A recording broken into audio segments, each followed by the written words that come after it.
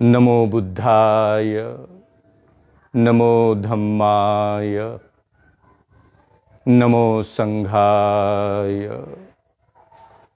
साधु साधु साधु।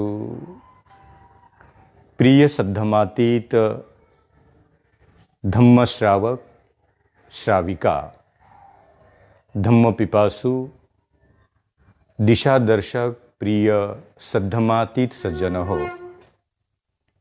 बुद्धाब्द वर्ष 2564, वर्षावास 2020 या ऐतिहासिक प्रवास प्रारंभ केला आणि पाहता पाहता 11 सप्ताहच निघाले।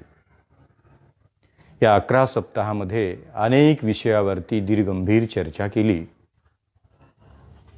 तथागत बुद्धांचे धम्मचक्कपवतनाय सुत्त रूपाने आपण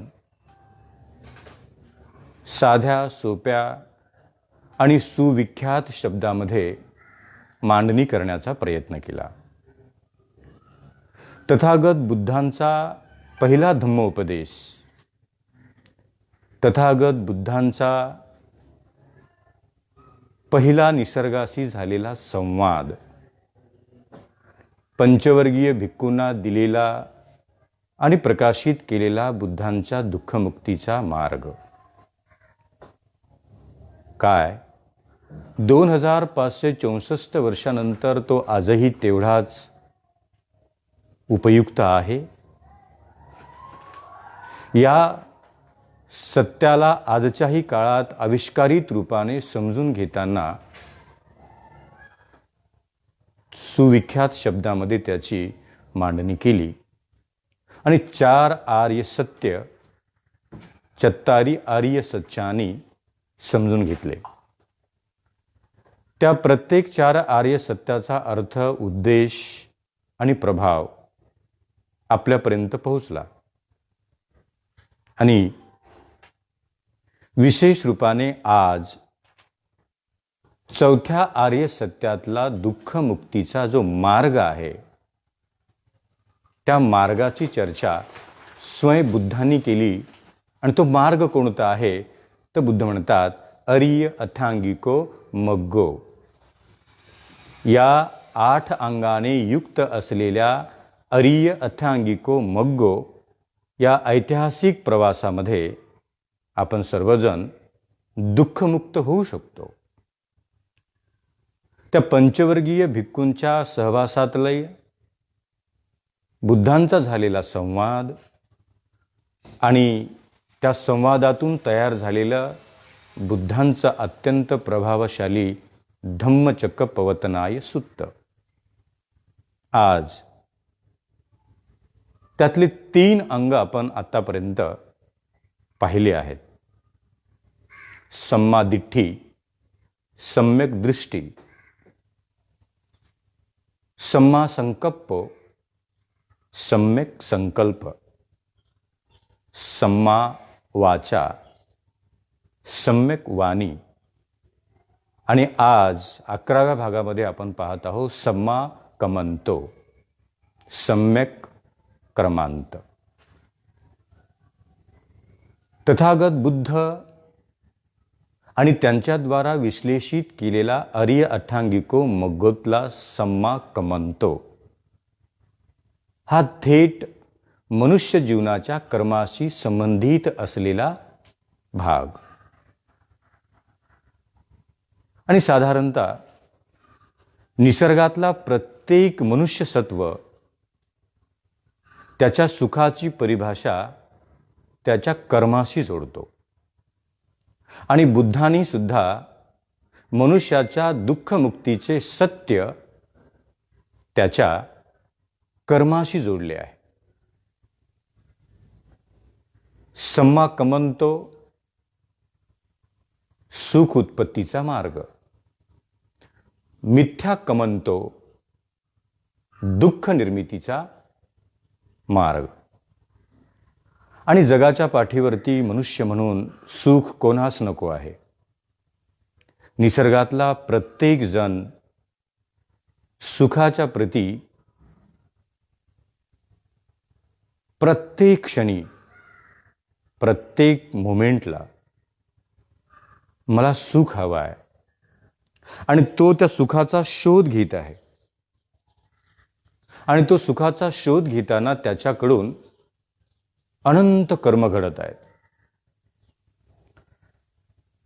सुखाचा शोध घेताना आपले कर्म सम्मा कमंतोच्या रूपाने आहेत का मिथ्या कमंतोच्या रूपाने आहेत, याच्याकडे मात्र सुख पिपासू मनुष्यसत्वाचं लक्ष नाही आहे.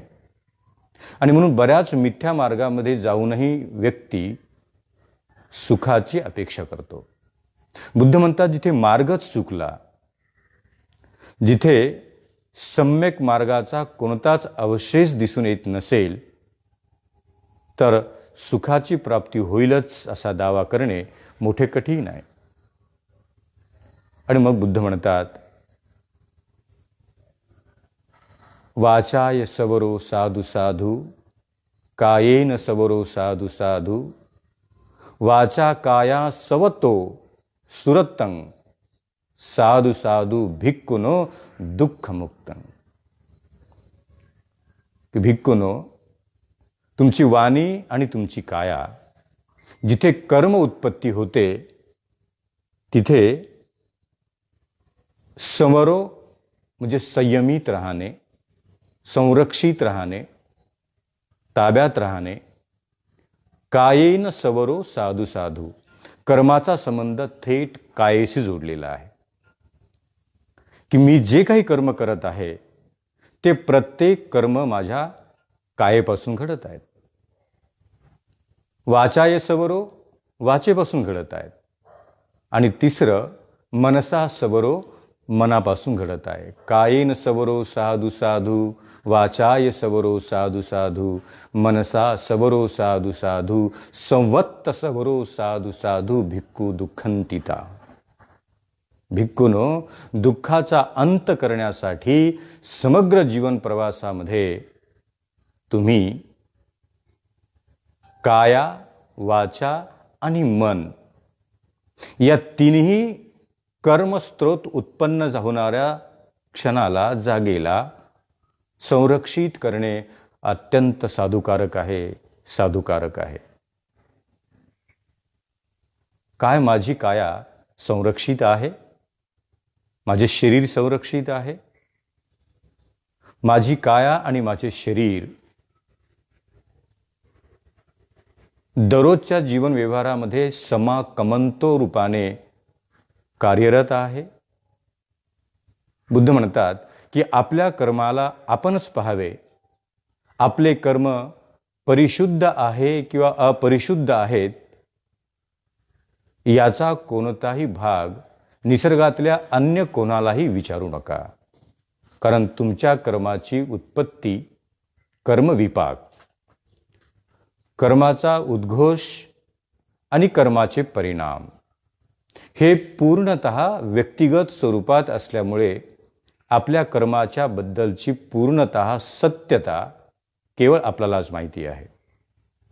आणि म्हणून माझे कर्म कसे आहेत याची विचारणा जर जगातील लोकांच्या प्रती करण्याचे ठरलेच तर ते यथायोग्य मोजमाप होईल असे सांगणे कठीण आहे. लोक चांगल्या कर्माचीही निंदा करतात आणि कितीही वाईट कर्म असतील तर त्याची लोक प्रशंसाही करतात. निसर्गातील लोक अकुशल कर्माची निंदा करण्याऐवजी प्रशंसा करतात आणि कुशल कर्माची प्रशंसा करण्याऐवजी निंदाही करतात.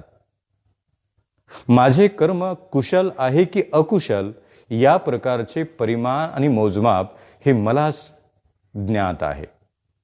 माझे कर्म समाकमंत स्वरूपात जर नसतील तर मला त्या कर्मातून सुखाची उत्पत्ती होणे शक्य नाही. आणि म्हणून बुद्धांनी जे विश्लेषण केलेलं आहे आणि तथागत बुद्धांच्या विश्लेषणातून मिळालेला जो सत्य मार्ग आहे, त्या विश्लेषणाचा जो भाग आहे, त्या विश्लेषणात अशा प्रकारची मांडणी केली की कर्म आणि मनुष्य हे दोघंही स्वतंत्र आहेत. कर्माचा करता करविता आता निसर्गातली कोणती अन्य शक्ती नाही, यावरती स्वयं बुद्धांनी मोठी भर दिली आहे की तुमच्या कर्माचा करता करविता देव, ईश्वर, परमेश्वर, परमात्मा, भगवान किंवा निसर्गातली अन्य कोणतीही शक्ती तुमच्या कर्मावरती प्रभावशाली स्वामित्व करणारी नाही. म्हणजे एकीकडे भारतीय जीवन व्यवस्थेत जगताना आपण पाहतो की मनुष्याने कायम आपल्याला आपल्या कर्म आणि कर्म विपाकातून मुक्त होण्यासाठी आपल्या कर्माचा भागीदार आणि करता करविता निसर्गातल्या कोणत्या तरी एखाद्या शक्तीला, की जी अस्तित्वातच नाही, माझ्याकडनं जे काही घडत आहे ते मी करतच नाही, माझ्या काही करण्याचा करता करविता कोणीतरी अन्य जन आहे. I am not responsible for my karma. म्हणजे माझेच कर्म आहेत, but I am not responsible for that. Some god and goddess is there to order me to do samma and mithya karma. Buddha म्हणतात की नाही, जगामध्ये अशा प्रकारची कोणतीच शक्ती नाही, देव नाही, देवता नाही, ईश्वरही नाही की तुम्हाला कर्म करायला भाग पाडेल. तुमच्या कर्माचा स्वामी तुम्हीच आहात. म्हणजे या धम्मचक्कपवतनाय सुत्ताच्या पहिल्या प्रवचनातून सम्मा कमंतोचे विश्लेषण करताना बुद्धांनी पहिल्यांदा मनुष्याला त्याच्या कर्माच्या प्रती स्वतंत्र केले आहे. तुम्ही तुमच्या कर्माला कदापिही हे देवाने घडवून आणलेल्या कर्माचा भाग म्हणून त्यातून मुक्त होऊ नाही शकत. तुमच्या कायेने घडलेले कर्म, तुमच्या वाचेने घडलेले कर्म जर ते मिथ्या असतील तर काय होतं? पदुठ्ठेन भासतीवा करोतीवा तथोनं दुःखमनवेती चक्कं वहवहतो पदं. बुद्ध म्हणतात की तुमच्याद्वारा घडलेले कर्म पदुठ्ठेन असम्यक, मिथ्या, अकुशल, पापभीरू, पापयुक्त, विकारयुक्त, दोषयुक्त असतील तर तुमच्या कर्मातून केवळ दुःख उत्पत्ती होईल. भासतीवा करोतीवा ततोनं दुःखमनवेती. त्या व्यक्तीच्या पाठीमागे असेच दुःख लागेल जसे बैलगाडीला जुंपलेल्या बैलाच्या पायाचा पाठलाग त्या गाडीची चाके करतात. बुद्धांनी म्हटलं की जर कर्म तुमच्या हातून घडलेच तर त्या कर्माचा परिणाम कर्म विपाकं, त्या कर्माचा कर्म विपाक भोगणारा देव नाही, ईश्वर नाही, परमेश्वर नाही, परमात्मा नाही, तुम्ही स्वतः आहात. अकुशल कर्मातून उत्पन्न झालेल्या, मिथ्या कर्मातून उत्पन्न झालेल्या वेदना, यातना आणि दुःख, याही दुःखाला व्यक्ती आपल्या स्वतःवरती विसंबून न घेता देवानेच दिलेले दुःख आहे, मी काय करू शकतो, आणि मनुष्य हतबल होऊन जातो. आता बुद्धांनी मात्र इथे सम्मा कमंतोला उपदेशित करताना बुद्ध म्हणतात की जर तुझे कर्म सम्यक रूपाचे असतील तर जगातली कोणतीच शक्ती तुझ्यात दुःख उत्पन्न करू शकत नाही. पसन्नेन भासतीवा करोतीवा तथोनं सुखमनवेती छाया वह अनपायनी. दोन गाथा आहेत. पसन्नेन सम्मा कमंतो. पसन्नेन भासतीवा बोलणे, करोतीवा करणे, करणे काया. कायेच्या द्वारा घडणाऱ्या कर्माच्या प्रती अवगत करताना बुद्ध समाकमंतोला विश्लेषित करताना, मांडणी करताना बुद्ध म्हणत आहेत की कायेने जर प्रसन्न काया, प्रसन्न म्हणजे सम्मा, सम्यक, कुशल, दोषमुक्त, कोणत्याही दोषात न अडकलेली काया. आता कोणती काया दोषरहित आहे, फार महत्वाचा मुद्दा आहे. नाही तर पुन्हा लोकांनी सांगितलं की काया परिशुद्ध करण्यासाठी अनंत रूपाने लोकांनी प्रयत्न केला. कायेला परिशुद्ध करणे. आता ही कायेची परिशुद्धता, बुद्ध म्हणतात की कोणते जल आहे की तुमच्या कायेला परिशुद्ध करेल.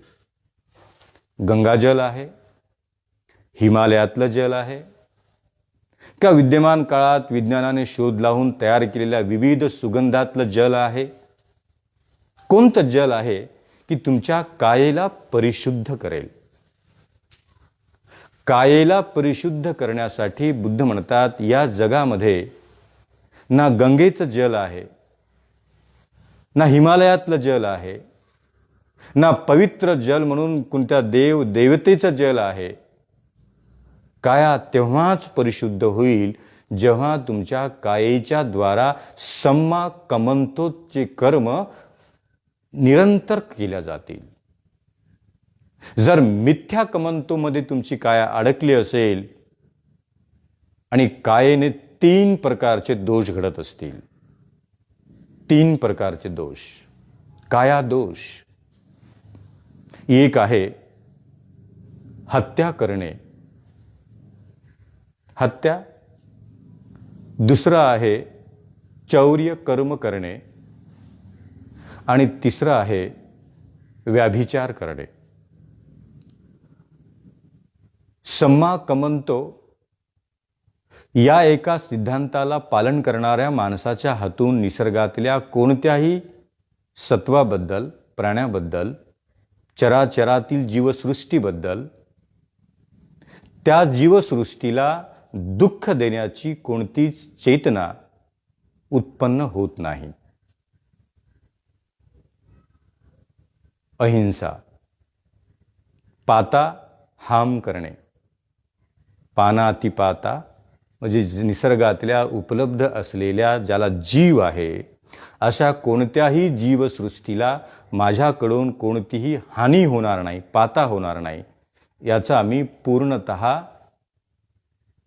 प्रयत्न करतो, शपथ घेतो आणि काया माझी परिशुद्ध करतो. माझा जीवन जगण्याचा जो मार्ग आहे तो कोणालाही न दुखवता जगण्याचा मार्ग आहे, कोणालाच. आणि जर एखाद्याचा मार्ग केवळ प्राण्याची हत्या करणेच त्याच्या उपजीविकेचं साधन जर झालं असेल तर त्याच्याद्वारा दररोजच्या जीवनामध्ये कायेने सम्मा कमंतोचा कोणताच कर्मरूपाचा आविष्कार दिसणार नाही. कारण त्याचे कर्म कोणाला तरी दररोज दुःख देत आहेत, हर्ट करत आहेत, इजा करत आहेत, मारत आहेत, हत्या करत आहेत. असा एखादा हत्या करणारा हत्यारा माणूस, जगाने सांगितलं की तू वर्षभर हत्या कर आणि वर्षाच्या शेवटी अमुक अमुक अमावस्येला, पौर्णिमेला, अष्टमीला एका विशिष्ट दिनी अमुक अमुक नदीमध्ये जा, 1-2 डुबकी मार आणि तुझे सारे पाप धुवून निघतील. बुद्धाने मात्र याचे खंडन केले. बुद्धाने या गोष्टीचा विरोध केला की वर्षभर केलेल्या मिथ्या कमंतो, मिथ्या कर्म, वर्षभर केलेल्या मिथ्या कर्माच्या प्रभावाने उत्पन्न झालेला कर्मविपाक एखाद्या नदीच्या पाण्याने जर धुवून निघाला असता तर निसर्गातले अनेक लोक पापमुक्त झाले असते. कितीही मिथ्या कर्म करा, नदीमध्ये जाऊन अंघोळ करा, जलाचा वापर करा आणि सुगंधित जलाचा वापर करून परिशुद्ध व्हा.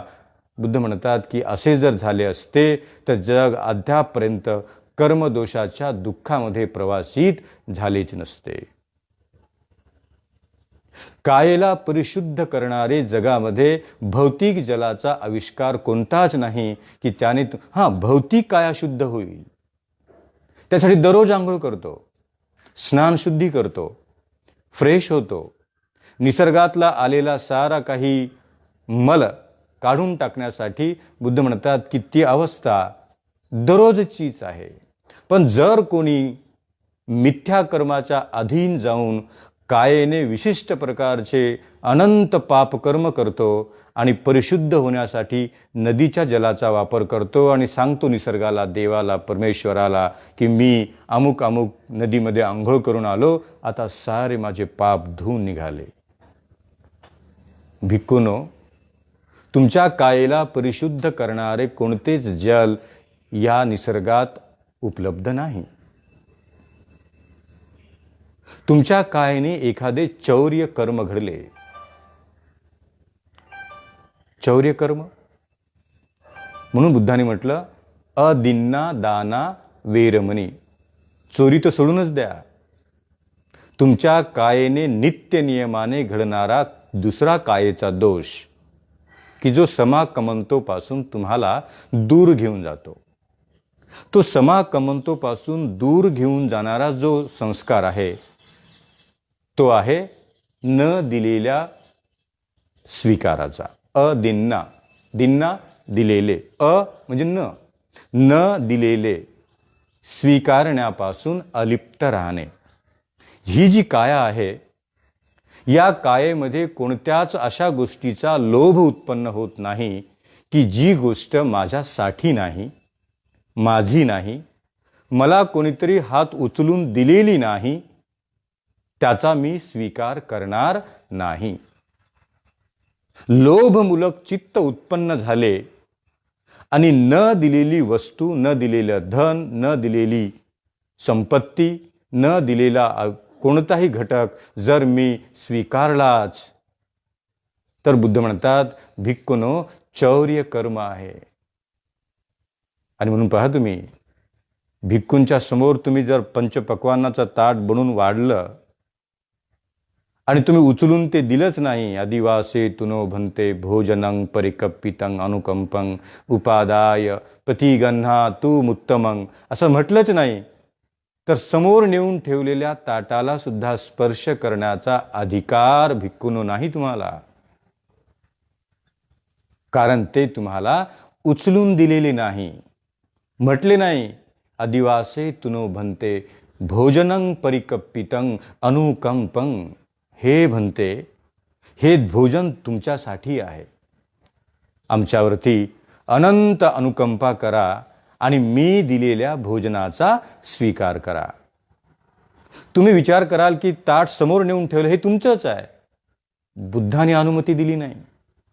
बुद्ध म्हणतात की जोपर्यंत तो श्रद्धावान उपासक किंवा उपासिका ते उचलून तुम्हाला देत नाही, ऑफर करत नाही, फूड ऑफरिंग सेरेमनी, तोपर्यंत ते तुमचं नाही, त्याला स्पर्श करू नका.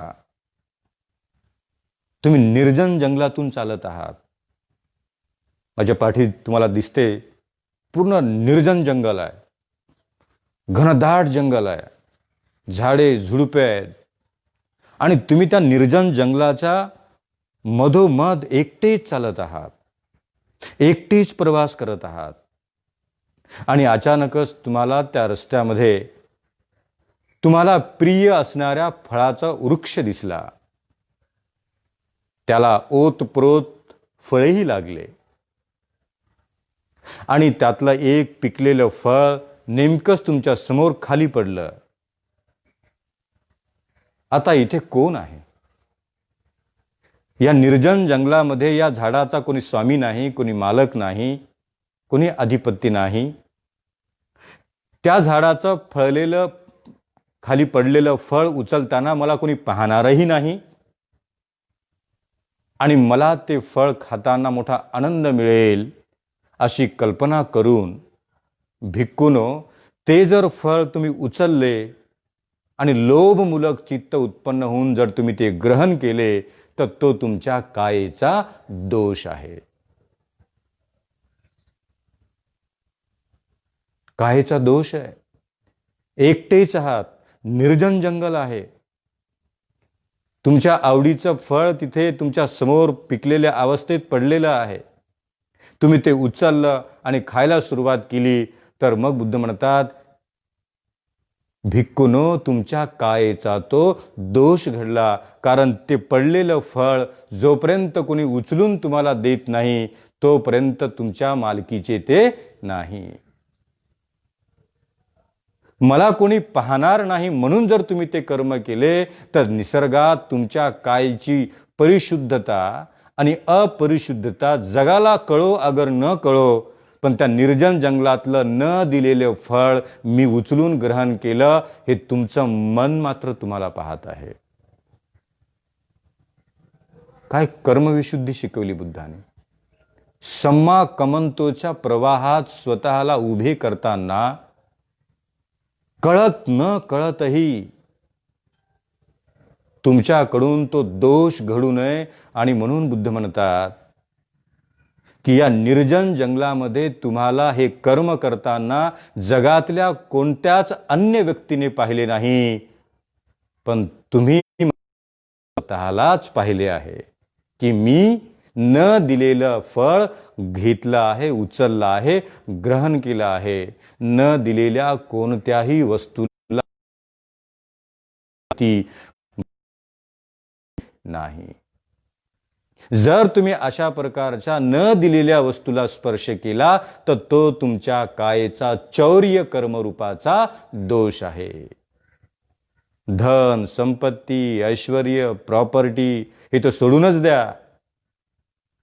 बुद्ध म्हणतात की निकामी असलेली एखादी झाडाची, वृक्षाची सुकलेली फांदी पडली असेल आणि जर ती तुम्हाला दिली कुणी नसेल तर तुम्ही तिचा स्वीकार करण्यास पात्र नाही.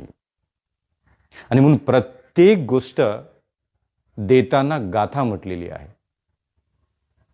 आदिवासी तुनो बनते, मग भोजनंग आहे, फलाहारंग आहे, अथदानंग आहे. आदिवासी तुनो बनते, काशाय वस्त्राची गाथा आहे, भोजनाची गाथा, जलपानाची गाथा. प्रत्येक गोष्टीला बुद्ध म्हणतात की तुम्हाला ऑफर करावं आणि तुम्ही ते स्वीकार करावं. ऑफर केलीच नाही आणि तुम्ही जाऊन ते घेतलं, याचा अर्थ तुमच्या कायेने, तुमच्या कायेवरती तुमचा संयम राहिला नाही आणि कायेच्या द्वारा घडलेले मिथ्या कमंतो, मिथ्या कर्म. जो व्यक्ती अशा प्रकारच्या चौर्य कर्मामध्ये सम्मिलित आहे तो कितीही जाऊन नदीमध्ये डुबकी मारू द्या, कितीही सुगंधित अत्तराने त्याने स्वतःला न्हावून घेऊ द्या, पण जग म्हणेल की केवळ दुसऱ्याच्या संपत्तीला आपली संपत्ती म्हणून जगणारा परिवार, जगणारा व्यक्ती, जगणारा समाज, जगणारा समूह, कितीही सुंदर शरीर असू द्या, काया असू द्या, सुगंधित असू द्या, अत्यंत सुगंधाने द्रव्याने नटलेली असू द्या, परंतु ती सारीच्या सारी संपत्ती जर चौर्य कर्माने उभी केली असेल तर त्यांच्या कायेचा तो सर्वात मोठा दोष आहे. त्या कायेला परिशुद्ध करणारे कोणतेच भौतिक जल या जगामध्ये दिसून येत नाही. त्याच्या उलट जर तुमच्या कायेला त्याच्यापासून अलिप्त ठेवायचे असेल तर आता इथे बुद्ध म्हणतात की मग संकल्प करूया, स्वतःला बांधून घेऊया, स्वतःच्या शरीराला अशा प्रकारची सवय लावून घेऊया की जोपर्यंत मला कोणत्या प्रकारची एखादी वस्तू, धन, संपत्ती, भोजन, आहार, आहारथिट्टिका, वस्त्र, काषाय वस्त्र दिल्या जात नाही तोपर्यंत त्याचा स्वीकार करण्याची कोणतीच चेतना आपल्या चित्तात उत्पन्न होऊ न देणे म्हणजे तुमच्या चौर्य कर्मापासून स्वतःला अलिप्तराने सम्मा कमंतो. तिसरं कर्म, या कायेला अशुद्ध आणि कलंकित करणारे तिसरे कर्म आहे व्याभिचार. नैतिकतेच्या मूल्यांची पायमल्ली करून जे लोक व्याभिचारी आणि व्याभिचार करून आपल्या जीवन संगोपनाला अनुमोदित होतात त्यांची काया ही मिथ्या काया होते. त्यांचे कर्म हे मिथ्या कर्म होतात. समाकमंतोपासून कोसो दूर जातात, कारण त्यांच्या जीवन जगण्याचा भाग आणि त्यांच्या दररोजच्या जीवन व्यवहारातला प्रवास अनेक प्रकारच्या कामवासनेच्या आहारी गेलेला असा जो पुरुष आणि स्त्री निसर्गातल्या आपल्या शील नावाच्या अलंकाराचा घात करतो आणि मिथ्या आचरण करतो, व्यभिचाराचे आचरण करतो, त्या व्यभिचाराच्या आचरणाने स्वतःला कलंकित करतो आणि व्यभिचार केलेल्या माणसाने जर ठरवले की मी व्यभिचार केला, आता कुठल्या तरी नदीत जाऊन उडी मारून येतो, माझ्यावरती काही होणार नाही, कारण मी नदीत गेलो, डुबकी मारली आणि सारे व्यभिचार माझे मुक्त झाले. Is it possible? नाही. बुद्ध म्हणतात की एकदा का त्या स्त्री आणि पुरुष म्हणून, भिक्खू आणि भिक्खुनी म्हणून, अनागारिक आणि अनागारिका म्हणून कळत न कळतही व्यभिचारयुक्त कायिक दोष घडला, तर त्या कायिक दोषातून उत्पन्न झालेला कलंकित स्वरूपाचा डाग आता जगातल्या कोणत्याही उपलब्ध जलाने धुवून निघणार नाही. कामेषु मिच्छाचारा वेरमणी. मिथ्या आचारा, आचरण जो कर्माशी संबंधित आहे. समाकमंतो या निसर्गातल्या उपलब्ध असलेल्या जीवन प्रवासामध्ये कळत न कळत, चुकूनही या माझ्या संपूर्ण कायेने असा कोणताच मिथ्याचार, व्याभिचार आणि अनैतिक कर्म घडत नाहीत असे म्हणून जर तुमची काया तुम्ही जर ठेवली, तर जगातल्या कोणत्याच नदीमध्ये जाऊन डुबकी मारून स्वतःला परिशुद्ध करण्याची कसरत करण्याची गरज नाही. हे कायेपासून घडणारे 3 मिथ्या आणि 3 समाकमंतो. जर हत्या केलीच नाही, काया परिशुद्ध आहे. चौर्यकर्म केलेच नाही, काया परिशुद्ध आहे. आणि व्याभिचार घडलाच नाही, काया परिशुद्ध आहे. म्हणून कायेला परिशुद्ध करण्यासाठी बुद्ध म्हणतात या निसर्गात एकमेव जल आहे आणि त्या जलाचे नाव आहे शिलाचे जल. शुद्ध शिलाच्या जलाने ही समंद मनुष्याची काया परिशुद्ध करता येते आणि त्यालाच आपण म्हणतो सम्माकमंतो. निसर्गातल्या अहिंसा तत्वाचे पालन, कोणाचे घेण्याऐवजी सतत या कायेने काहीतरी देत राहिलो पाहिजे. तुम्ही देत आहात, मी देत आहे, मी धम्म देत आहे, तुम्ही धम्म ग्रहण करून वेळ देत आहात आणि वेळ प्रसंगी जे जमेल ते दानही देत आहात. दान देणे, वेळ देणे, सद्धम्म देणे हे तुमच्या कायेपासून घडणारे नित्य नियमाचे सम्माकमंतो. कायेपासून घडणारी 3, वाचेपासून घडणारे 3 आणि मनापासून घडणारे 4. कर्म, वाचा असत्य भाषण, कठोर भाषण, चहाडी लावणे आणि व्यर्थ बडबड करणे हे वाणीचे असम्यक कर्म, मिथ्या कर्म. कायेपासून घडणारी 3, हत्या, चौर्य आणि व्याभिचार.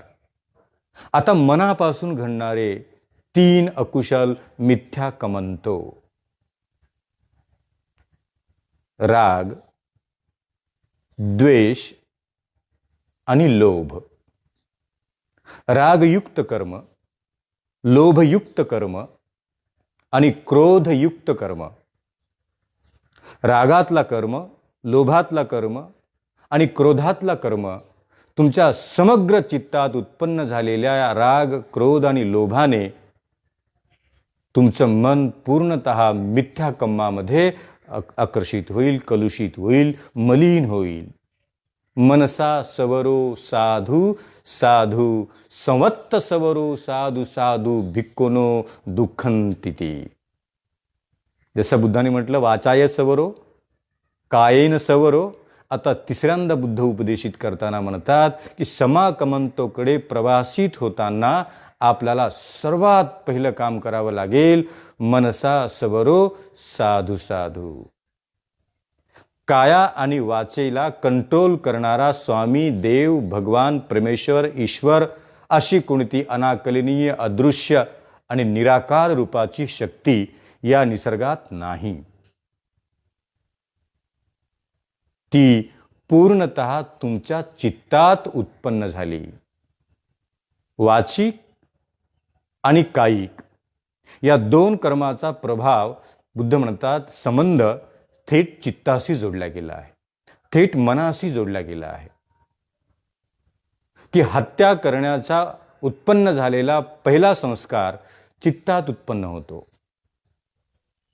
चित्तात की हत्या करायची की नाही, करायची तर का, जर लोभ उत्पन्न झाला तर करायची, द्वेष उत्पन्न झाला तर करायची, क्रोध उत्पन्न झाला तर करायची. हत्या करण्यासाठी या तीन गोष्टी तुमच्या चित्तात उत्पन्न झाल्या पाहिजे. एकतर प्रचंड क्रोध आला पाहिजे, प्रचंड क्रोध, क्रोधातून हत्या घडते. प्रचंड राग आला पाहिजे, अत्यांतिक टोकाचा राग आला तर त्यातून हत्या घडते. किंवा अत्यांतिक टोकाचा लोभ उत्पन्न झाला तर त्या लोभातून हत्या उत्पन्न होते. बुद्ध म्हणतात की तुमच्या कायेला अशुद्धतेकडे घेऊन जाणारा पहिला संस्कार उत्पन्न होतो चित्तामध्ये. राग, क्रोध आणि लोभ. राग उत्पन्न झाला, रागातून हत्या घडली. क्रोध उत्पन्न झाला, क्रोधातून हत्या घडली. अत्यांतिक टोकाचा लोभ उत्पन्न झाला आणि लोभातून हत्या झाली. म्हणजे हत्या करण्याच्या, हाम करण्याच्या किंवा पहिले शील पानातिपाता, या पानातिपाताचे उल्लंघन करण्याचा संस्कार चित्तात उत्पन्न झाला. आता बुद्ध म्हणतात त्याचे उल्लंघन केले तर मिथ्या कमंतो आणि त्याचे पालन केले. आता पालन करण्यासाठी सुद्धा चित्तात पहिल्यांदा उत्पन्न होते. रागाच्या ऐवजी अनंत प्रेम उत्पन्न झालं, दया उत्पन्न झाली, करुणा उत्पन्न झाली. तुमच्या चित्तात दया, करुणा आणि मेत्ताभाव असेल तर तुमच्या कायेने कधीच हत्या घडणार नाही, कधीच नाही. कारण तुमच्या चित्तात अनंत मैत्री आहे. करुणावान तुमचं चित्त आहे, दयावान तुमचं चित्त आहे, क्षमाशील तुमचं चित्त आहे. सम्मा कमंतो मनसा सवरो साधू साधू. कारण चित्तात अनंत करुणा आहे, शरीर हत्या करणार नाही. चित्तात अनंत दयाभाव आहे, शरीर कुणाला हाम करणार नाही. चित्तात अनंत मेत्ताभाव आहे, न कळतही या निसर्गातल्या चराचरातल्या जीवसृष्टीला आपण हाम करणार नाही. कारण चित्तात करुणा, दया आणि क्षमाशीलता, मेत्ताभाव आहे, मंगल मैत्री आहे. बुद्ध म्हणतात समाकमंतो कोणते आहेत? समाकमंतो चित्तात उत्पन्न झालेली दया कायेला हत्या करण्यापासून वंचित ठेवते, अलिप्त ठेवते. म्हणून क्रोधाच्या जागी प्रेम, लोभाच्या जागी अनासक्त भाव. निसर्गातल्या जगणाऱ्या जीवसृष्टीच्या प्रती मला ना कोणता राग आहे, ना कोणता लोभ आहे, ना क्रोध आहे. मग माझ्या या कायेपासून कोणतेच मिथ्या कमंतो घडणार नाही, वाईट कर्म घडणार नाही, अकुशल कर्म घडणार नाही, पाप भिरू कर्म घडणार नाही. मी माझी काया सम्मा कमंतोच्या प्रवासात प्रवाहित करेल. अत्यंत विश्लेषित रूपाने बुद्ध म्हणतात की ज्या माणसाकडे करुणा, दया आणि मेत्ताभाव आहे त्याला आपली काया परिशुद्ध करण्यासाठी देव, देवता, परमेश्वर, ईश्वर आणि जगातल्या कोणत्याही जलाची गरज नाही, कारण त्याचं चित्त त्याची काया परिशुद्ध करण्यासाठी दररोज त्याच्यामध्ये दया, करुणा आणि मेत्ताभाव उत्पन्न करत आहे. आणि कायेला परिशुद्ध करण्यासाठी आता बुद्ध तिसऱ्या भागामध्ये येताना म्हणतात की वाचा आणि काया याच्यावरती नियंत्रण कोण ठेवते. नियंत्रण फार महत्वाचं आहे. अन्य काही प्रवाहामध्ये सांगितलं की करता करविता आपण कोणीच नाही. ही हवेची झुळूक आली, हवा आली आणि झाडाचं पान हललं नाही, ते कोणीतरी हलविला गेलं आहे. माझ्या डोळ्याची पापणी लवली नाही, ती कोणीतरी सांगितली, ऑर्डर दिली, त्याची ती करणी आहे, मी कोणीच नाही. कर्मातून आणि कर्मदोषातून पळवाट काढण्यासाठी या निसर्गातल्या लोकांनी आपल्या कर्मा आणि कर्मविपाकाला स्वतःला जबाबदार न ठेवता या निसर्गातल्या देव, ईश्वर, परमेश्वर, भगवान आणि शेवटी नशीब,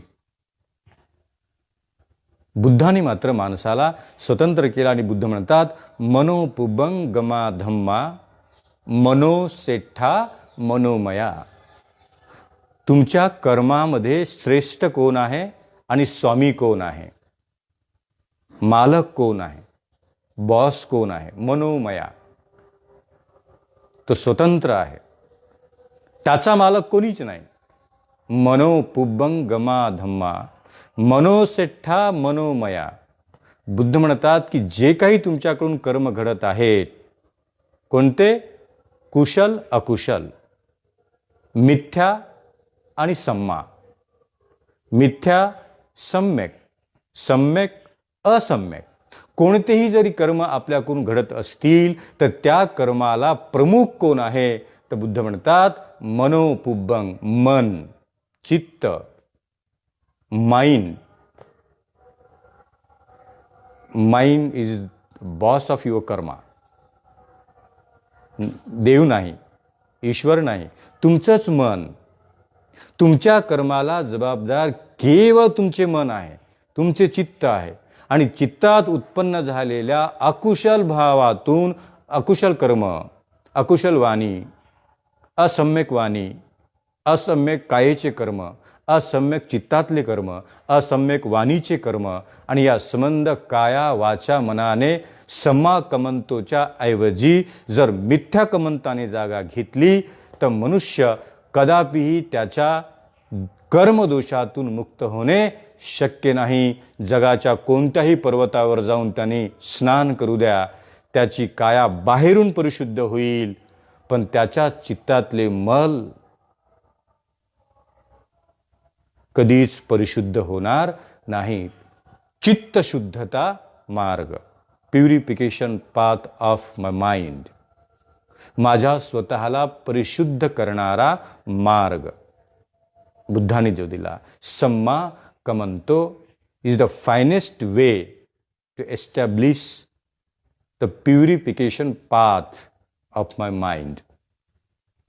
माझ्या कायेला, माझ्या वाणीला आणि माझ्या कर्माला जे 10 प्रकारचे अकुशल चित्त कर्म घडत आहेत, काया, वाचा आणि मनापासून घडणाऱ्या या मिथ्या कर्माच्या जागेवरती सम्मा कमंतूची स्थापना करायची आहे, तर बुद्ध म्हणतात तुम्हाला विशुद्ध मार्गाची स्थापना करावी लागेल. कोणता विशुद्ध मार्ग आहे? कुठे मिळेल? कोण्या गुरुकडे मिळेल? आचार्याकडे मिळेल?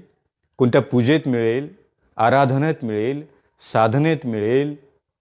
काय आहे? जोपर्यंत चित्तशुद्धीचा मार्ग यथायोग्य स्वरूपाने मांडला गेला नाही, तोपर्यंत अनेक लोकांनी चित्तशुद्धतेचा मार्ग म्हणून खडतर तपश्चर्या केली. काही लोकांनी यज्ञ केले, काही लोकांनी जिवंत प्राण्यांना यज्ञात टाकले, चित्त परिशुद्धतेचा मार्ग आहे. काही लोकांनी वनस्पतीचा यज्ञ केला, अनेक प्रकारच्या वनस्पतीला अग्नीमध्ये अग्निकुंडात टाकले आणि त्यांनी म्हटलं की चित्त परिशुद्धतेचा मार्ग आहे. चित्त परिशुद्धतेचा मार्ग ग्लानीयुक्त आहे. शरीराला वाटेल तेवढ्या यातना द्या, या यातनेतून मनुष्याला चित्त शुद्धता लाभते.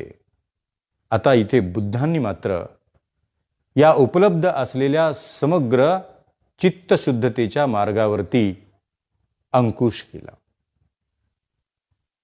की मी या साऱ्या मार्गातून गेलो, ग्लानी कायला दिली, यातना दिल्या, तपश्चर्या केली, परंतु माझे चित्त परिशुद्ध होणारा हा मार्ग नाही असे जेव्हा मला समजले, तेव्हा मी त्या मार्गाचा त्याग केला आणि चित्तशुद्धतेचा मार्ग म्हणून जेवढे माझे कर्म उत्पन्न होतात त्या कर्मावरती माझ्या चित्ताला मी अधिकृत रूपाने उभे केले आणि प्रत्येक कर्माला मी ओळखले.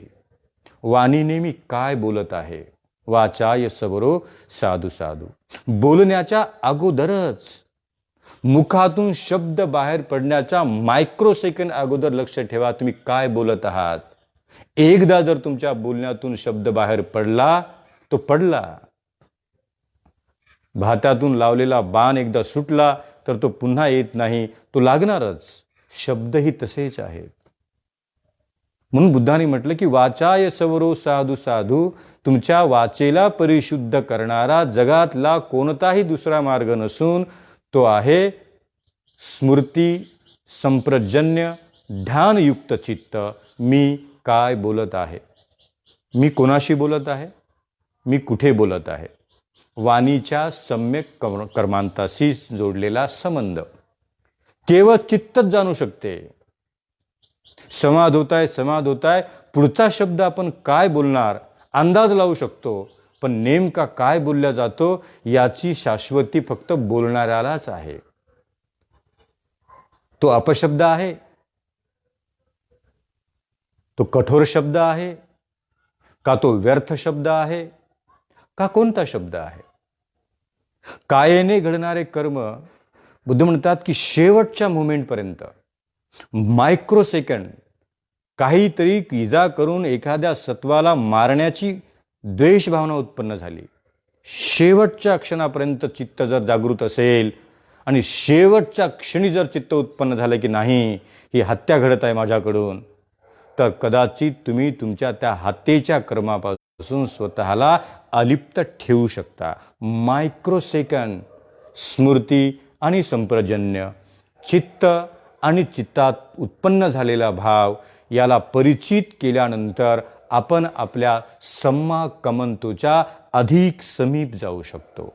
अधिक अधिक.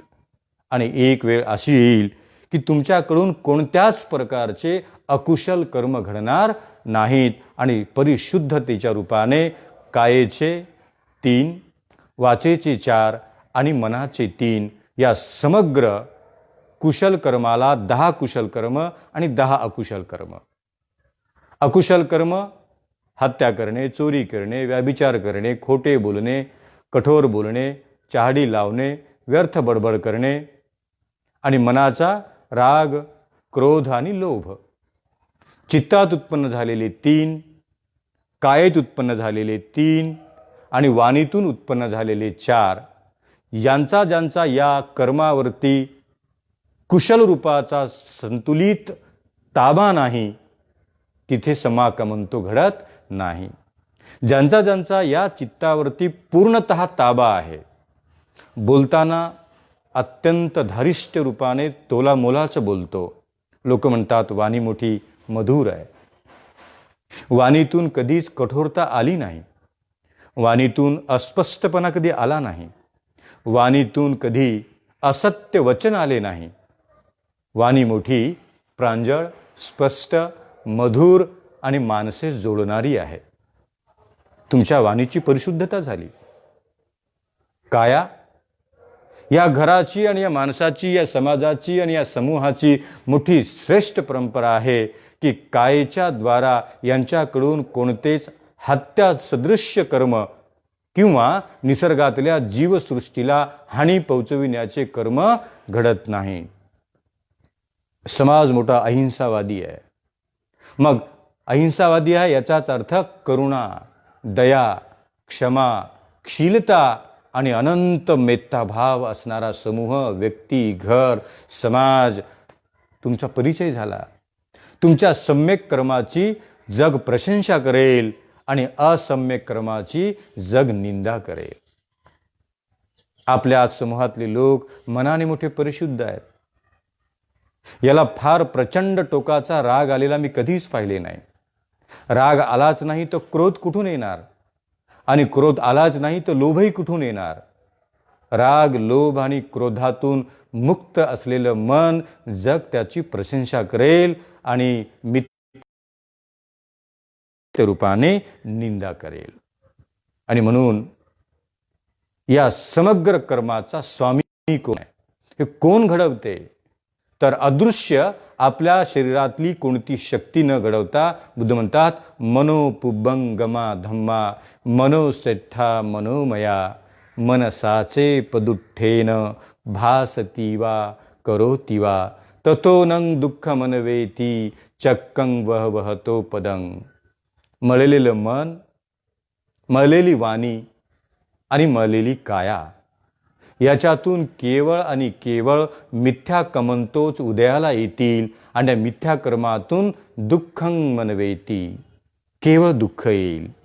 आणि म्हणून त्याच्या उलट मनसा प्रसन्नेन भासतीवा करोतीवा ततोनं सुख मनवेती छायावह अनपायनी. कधीही साथ न सोडणारी मनुष्याची परछाया त्याला सतत आणि सतत मोठी मैत्री देते आणि कुशल कर्म करण्यास प्रेरणा देते. मनोपुबंग गमाधमा, तुमच्या कर्माचा स्वामी, मालक, नियंत्रक, controller is only your mind. मनच हे तुमच्या कर्माचे प्रमुख स्रोत आहे. जर मनाने ढील सोडली तर वाणीचे कर्म दुष्कर्म, मनाचे दुष्कर्म आणि कायेची दुष्कर्म घडतील. ज्याचे मन जागृत आहे, सतर्क आहे, अवेअर आहे, अटेंटिव्ह आहे, अलर्ट आहे, आपल्या कर्मावरती अंकुश ठेवण्यासाठी द्वारपालासारखे काम करते, बोलताना, चालताना, वागताना सतत आणि सतत त्याची स्मृती आणि संप्रजन्य त्याच्या कर्माकडेच पाहत आहे. आणि एक सूतभरही आपल्या काया वाचा मनाने दोष न घडो, केवळ समाकमंतोच्या रूपाने तो कार्य करतो. बुद्ध म्हणतात तिथे केवळ आणि केवळ सुखच नांदेल, सुखच नांदेल, सुखच नांदेल. कर्माचे नियंत्रण, कर्मावरचा ताबा आणि कर्मविपाकाच्या प्रती स्वतःच्या चित्ताला केलेलं जागृत अवस्था की हे माझेच कर्म आहेत. एखादा दोष घडलाच तर बुद्ध म्हणतात दोष आपला घडला, आपल्या कर्माचा दोष आता देवाला देऊ नका, ईश्वराला देऊ नका, परमेश्वराला देऊ नका, इतरांना देऊ नका. तुमच्या वाणीतून अपशब्द निघाला, जबाबदार तुम्हीच आहात, कारण तुमच्या वाणीतून तो बाहेर पडला. जगाने कितीही तुम्हाला वाईट कर्म करण्यास प्रेरित केले तर जगाच्या वाईट कर्म करण्याच्या प्रेरणेला आपण कधीच बळी पडू नका. भिक्कूनो, रस्त्याने चालता चालता कोणी जर तुमची निंदा केली तर त्या निंदेचं प्रतिरूप म्हणून, प्रतिक्रिया म्हणून अपशब्द मुखात येऊ देऊ नका. पुढे चला, पुढे चला, मन परिशुद्ध ठेवा. घरात, ऑफिसमध्ये, कामात, जिकडे तिकडे नांदताना, वावरताना आपण जर विचार केला की कर्मावरती केवळ माझ्या मनाचा संतुलन आहे, ज्याचे मन ताब्यात नाही, त्याच्या हातून काया, वाचा आणि मन या तिन्ही ठिकाणच्या समाकमंतोला तळा जातो आणि मिथ्या कर्मांत जन्माला येतात. आणि म्हणून सज्जन हो, या काया आणि वाचा व मनाने उत्पन्न झालेल्या या कर्मावरती सतत मात करून आपण समाकमंतोचा जन्म घ्या. आणि समाकमंतोतून बुद्ध म्हणतात जग तुमच्या विरुद्ध जाऊ द्या, जर तुमचे कर्म परिशुद्ध असतील तर तुम्ही कधीच डगमगणार नाही, तुम्ही कधीच व्यथित होणार नाही, व्याकुळ होणार नाही, कारण तुमचे कर्मच तुम्हाला मजबूत करतील, यथायोग्य करतील. आणि म्हणून आज या संबंध 1 तासाच्या प्रवासामध्ये आपण समाकमंतो समजून घेतलं. खरं तर एक अनाउन्समेंट आपल्याला करायची आहे आणि ती अनाउन्समेंट आपण ऐकूया. याच्यानंतर आदरणीय संध्याताई संदीप जाधव आणि संदीप देवराम जाधव आणि जाधव परिवार यांच्याकडून या पौर्णिमेचे काशाय वस्त्र चिवरदानाचा संस्कार आपल्या सर्वांच्या समक्ष होईल. त्याच्या अगोदर आपण प्रारंभित केलेले कार्य वर्षावासाच्या रूपाने आता समाप्त होण्याची वेळ आता जवळजवळ येत आहे. वर्षावास समाप्त झाल्यानंतर आपण एकत्र रूपाने पुढे बुद्धा ब्रॉडकास्ट या यूट्यूब चॅनलच्या माध्यमातून आपण एक नवीन उपक्रम हाती घेतला आहे. त्याचं नाव आहे 11 साऊंड ऑफ बुद्धा केव्ज. प्रत्येक बुद्ध लेणीतल्या 11 साऊंडला कलेक्ट करून प्रत्येक रविवारी संध्याकाळी 7 ते 8 वाजता लाईव्ह स्वरूपामध्ये आपल्याला प्रकाशित करता येणार आहे प्रत्येक रविवारी. आणि अशा प्रकारचं जवळजवळ 100 बुद्ध लेण्या समग्र भारतामध्ये 84,000 बुद्ध लेण्या आहेत. As a being Buddhist monk, I have to protect approximately 100 caves. त्या कशा स्वरूपात? In the form of digital audio and video. काय कोण जाणे, या भारतातला असा एखादा शासक जन्माला येईल आणि त्याला बौद्ध धम्म अप्रिय वाटेल आणि एका दगडात कोरलेली कान्हेरी गुफा तो तोडून टाकेल. माझ्या पाठीमागे तुम्ही बघत आहात, अगदी हाकेच्या अंतरावरती 7 दिवस 7 रात्र इथे बुद्ध राहिलेत. तो प्राचीन बुद्ध सुपारक अगदी तुम्ही बघत आहात इथून अगदी हाकेच्या अंतरावरती. पण आज तिथे केवळ एक मातीचा ढिगाराच आहे.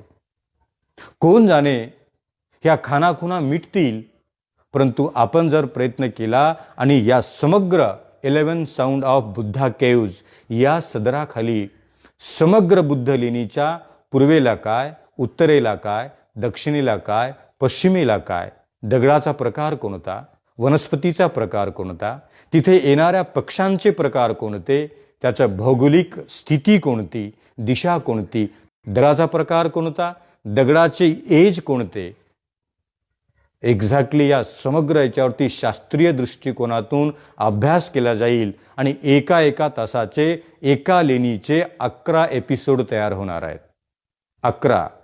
11 sound of Buddha caves. 100x11 आपण केले तर जवळजवळ 1100 एपिसोडवरती काम करता येईल आपल्याला. आणि हा डेटा कुठे कुठे जाईल? इथले लोक तोडून टाकतील, इथले लेण्या तोडतील, इथले प्राचीन बुद्ध स्थळे तोडतील. परंतु 2020 मध्ये संग्रहित केलेला डिजिटल डेटा जपानकडे असेल, श्रीलंकेकडे असेल, म्यानमारकडे असेल, थायलंडकडे असेल आणि समग्र जगामध्ये बुद्धा ब्रॉडकास्टने संग्रहित केलेला, कलेक्ट केलेला बुद्ध लेण्यांचा ऑथेंटिक डेटा भारताच्या बाहेर असेल. पण आज त्याच्यावर काम होणं अत्यंत गरजेचं आहे. डिजिटल डेटा पुढचे 10,000 वर्ष या निसर्गात राहू शकतो. दगड तुटू शकेल, दगडाला तोडू शकाल, पण डिजिटल संग्रहित केलेला डेटा हा मात्र पुढचे 5-10 हजार वर्ष सांगेल की भारतामध्ये मुंबईच्या मध्यावर्ती बोरिवली पूर्वेला अमुक अमुक प्रकारची प्रचंड प्रशस्त बुद्धलेणी होती.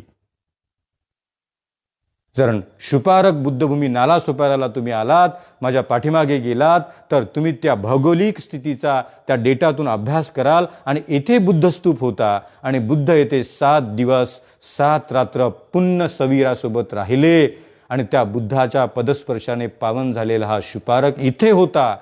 त्या डेटाचा आधार घेऊन हजारो वर्षानंतरचे लोक आपल्याला पुनीत करतील, अनुमोदित करतील. काही साधनांची गरज आहे. हे सारं करण्यासाठी साधनांची गरज आहे आणि म्हणून एक फायनेस्ट एक व्हिडिओ कॅमेरा, मायक्रोफोन, ट्रायपॉड ह्या 2-3 गोष्टी ज्ञान आपल्याकडे आहे. त्याचा पूर्ण अभ्यासही आपल्याकडे आहे. सारे एपिसोड कसे तयार होतील त्याचं प्लॅनही तयार झालेलं आहे. आणि म्हणून जेवढी काही आपली टीम आहे, तुम्ही श्रोतावर्ग आहात, त्यातल्या काही तुमचे प्रतिनिधी म्हणून काही उपासकांच्या सोबत मी चर्चा केली आणि असं ठरवले की आपण एक प्रशस्त 1080 फुल HD आणि 4K मध्ये व्हिडिओ रेकॉर्डिंग करणारा एक कॅमेरा, प्रशस्त मायक्रोफोन आपण घेऊन ते जात जात जात जात आपल्याला काम करता येईल. तर तुम्ही सर्वांनी प्रत्येक पौर्णिमेला आणि रविवारी पाठवलेल्या धनातून 53,000 रुपीज आपल्याकडे आज जमा आहेत. जवळजवळ 1,00,000 रुपयाचं धन आपल्याला जमा करावं लागेल, तेव्हा साधने आपल्याकडे उपलब्ध राहतील. आपण जे श्रोतावर्ग ऐकत आहात हे सर्वांसाठी तर म्हणता येणार नाही, पण आपल्यातलेच काही 20 लोक मी विचार करतो की ज्यांचा हात थोडा मोठा आहे, मोकळा आहे, ज्यांच्याकडे 2 पैसे देण्याची संधी आहे, फार स्वतःवरती प्रचंड ताण आणून काही करायचं नाही, परंतु देऊ शकतो, तर 20 लोकांनी आपण एकत्र यावं. तर हे शब्द ऐकल्याबरोबर संदीप जाधव सर बोलले की त्यातला पहिला मी असावा. मी म्हटलं की कार्यक्रमातून छोटं मोठं दान मला मिळते, तर भंते आयुपाल म्हणून मी सुद्धा एक त्याच्यातला मेंबर असावा. 3 मेंबर आतापर्यंत जमा झालेत, 17 मेंबर आपल्याला जमा करायचे आहेत. मी आजच तुम्हाला आग्रह करेल की ज्यांना ज्यांना शक्य होईल त्यांनी आपण पार्टिसिपेट करूया आणि वर्षावास समारोप होण्याच्या अगोदर ॲटलिस्ट 2 एपिसोड तरी तयार झाले पाहिजे आणि वर्षावास शेवटच्या दिवशी बुद्धा ब्रॉडकास्टच्या पहिल्या एपिसोडचं आपल्या समक्ष उद्घाटन करण्याचा मनोदय आणि सम्यक संकल्प केला. आपण नक्कीच त्याला प्रशंसित कराल, ॲप्रिशिएट कराल, पार्टिसिपेट कराल आणि आपल्याला जर 20 सभासदातला एक सभासद होण्याची संधी मिळालीच तर नक्कीच आपण त्याचा प्रयत्न कराल अशी मी अपेक्षा करतो. आपण त्याच्या संदर्भात काही माहिती असेल, टेक्निकल काही विचारायचं असेल तर कधीही मला फोन करा. कॅमेऱ्याचं मॉडेल काय आहे ते सर्व तयारी करून ठेवली आहे, त्याची प्राईस काय आहे आणि त्या साऱ्या गोष्टी उभं करण्यासाठी लागणारं धन किती आहे याचे प्रांजळता मिळेल. आपल्याकडे आजही 53,000 रुपये जमा आहेत. उरलेले 1,00,000 रुपयाचं धन आपल्याला जमा करावं लागेल आणि म्हणून 20 सभासद आपल्यातूनच आपण तयार करून आम्हाला द्या अशी मी आपल्याला विनंती करतो. आज विशेष रूपाने आयुष्यमाननी बौद्ध उपासिका संध्याताई आणि आयुष्यमान आदरणीय संदीप देवराम जाधव हे इंडिया युनायटेड इन्शुरन्सचे वरिष्ठ अधिकारी आहेत. SC/ST असोसिएशनवरती ते नॅशनल लेवलला प्रतिनिधित्व करतात. आय थिंक जनरल सेक्रेटरी म्हणून ते आज काम पाहत आहेत. सधन आहेत, काही कमी नाही आहे. जर त्यांनी म्हटलं की मला काही गरज नाही धम्मकार्य करण्याची, काही गरज नाही समाजाचं काम करण्याची, तर ते सुखी राहू शकतात. परंतु सतत आणि सतत धम्मगतिमान करण्यासाठी या दोन्ही उभयतांचं सर्वात मोठं योगदान भिक्खू संघाला मिळत आहे. कोणतेही भिक्खू असोत, भदंत खेमधम असोत, राहुल बोधीजी असोत, भंते आयुपालजी असोत, जे भिक्खू म्हणून त्यांच्याकडे येतात, देश विदेशातले भिक्खू, कारण त्यांचं घर बुद्ध स्तूपाच्या अगदी हाकेच्या अंतरावरती आहे. पुण्यवान आहे परिवार. आणि म्हणून आज त्यांनी ठरवलं पौर्णिमेच्या निमित्ताने एपिसोड त्यांच्या घरून झाला, त्यांच्या निवासस्थानातून झाला, त्यांच्या राहत्या घरी हे अनुमोदित करता आले आणि आज त्यांच्याद्वारा पती आणि पत्नी भिक्खू संघाला काशाय वस्त्र चिवरदान देऊन भिक्खू संघाचं अनुमोदन करीत आहेत. ते सर्वांच्या समोर आपण आज अनुमोदित करूया. मी बोलतो तसं बोला. इमं कासावं चिवरं दानं देम पूजेम भंते संघो द्वितीयंपि तृतीयंपि इमं कासावं चिवरं दानं देम पूजेम भंते संघो दानं ददन्तु श्रद्धायं शीलं रक्षन्तु सर्वदा भावनाभिरता हन्तु गच्छन्तु देवतागता सबे बुद्धा बलपता सबे धम्मा बलपता सबे संघा बलपत्ता पच्चकानंच ये बलं अर्हन्ता न च तेजेनं रक्षं वन्दामि सब्बसो साधु साधु साधु. 3 वेळा प्रणाम करा. बुद्धं नमामि, धम्मं नमामि संघं नमामि। साधु साधु साधु। आजचे दायक आयुष्यमान संदीप जाधव आणि संध्याताई जाधव यांच्याद्वारा दिलेले काशाय वस्त्र मी स्वीकारित केले आहे। पौर्णिमेच्या निमित्ताने अनुमोदित झालेले वर्षावसातलं हे त्यांचं काशाय वस्त्र पूजनीय भिक्खू संघाला लाभार्थी झाले आहे। आपण आलात, आपण ग्रहण केले आणि पुन्हा एकदा 20 सभासद आपल्याला दायक रूपाने पूर्ण करून येत्या काही दिवसात आपलं टार्गेट पूर्ण करूया। लवकरच कॅमेरा उभा करूया आणि 2 एपिसोड डिजिटली फुल HD 4Kच्या क्वालिटीमध्ये आपण तयार करूया। पुन्हा एकदा आपल्या सर्वांचं अनुमोदन, सर्वांच्या प्रति मंगलमैत्री, सर्वांना अनुमोदन। साधू साधू साधू।